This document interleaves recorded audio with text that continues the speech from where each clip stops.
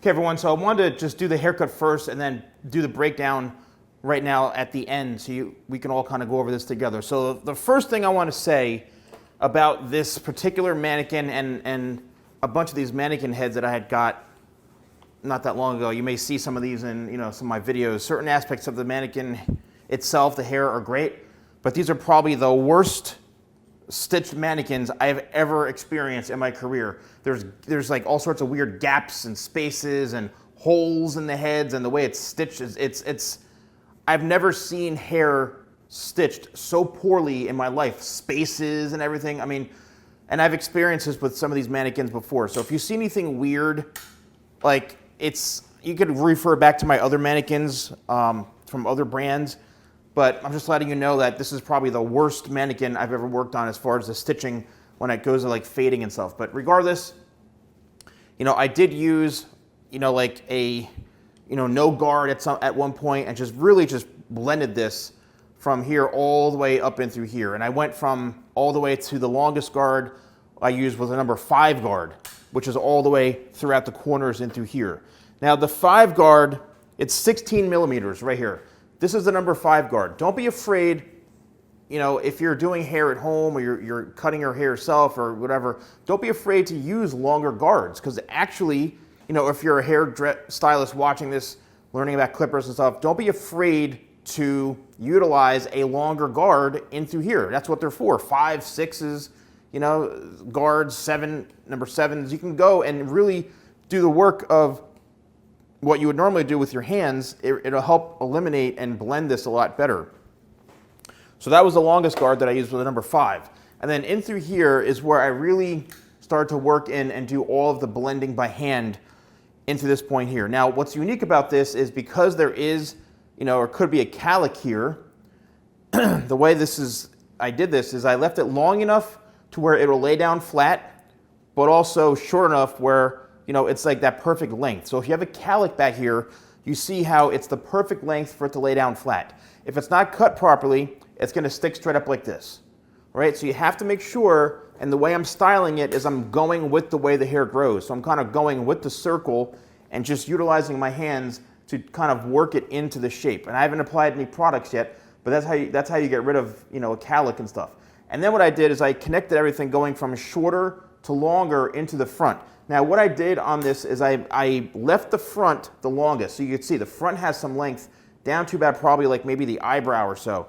This is probably, I'd say, about 3 inches long. So this style, and I think it's going to be kind of a cool trend for 2024 with shorter hairs, having some length throughout the front here. So all of this is really short, right? And it works up shorter. You can see here, shorter into longer. This is great for somebody who's got more of a rounded face. Maybe somebody who's got more of like a square face or so. Oval face can wear anything, okay?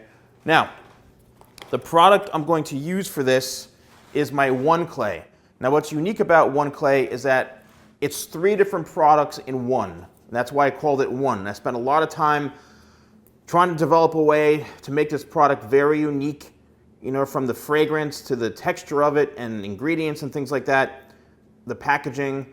So what you want to do is there's 3 different ways you can do this. The first one is if you scoop it out and you work it through the hair, your hands, to where you still see a lot of the product. It's going to act kind of like a stronger cream type of product, like a kind of a cream gel, right? It'll have pretty medium to firm hold, and it's going to be more of a kind of slick back type of look. The next way is if you take it one step further and layer it into your hands and work it into where you see a light shine.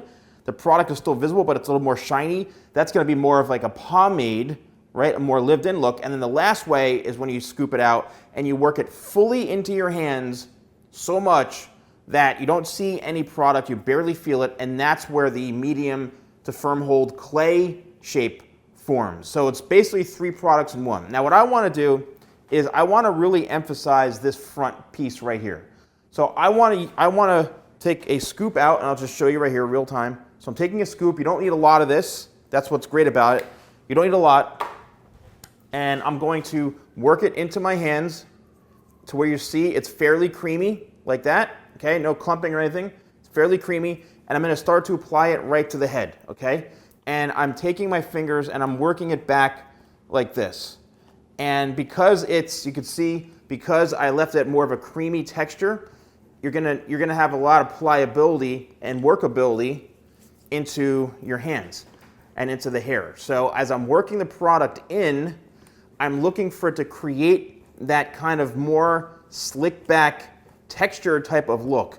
So you have to be aggressive. If you aren't aggressive with this, right, you're gonna see the product in the hair still. So don't be afraid to work the product into your hair.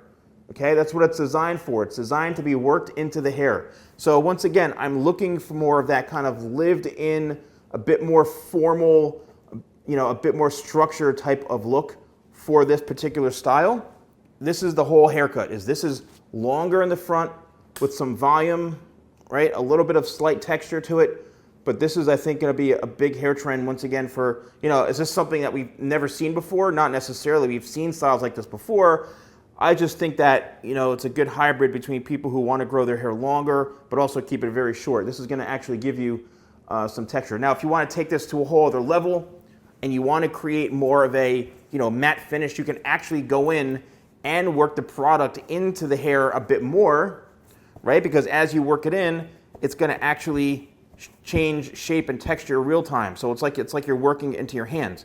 So as you can see, the more I kind of manipulate the hair, it's becoming a bit more matte and a bit more textured, and we're getting more of that traditional type of clay style like this into here.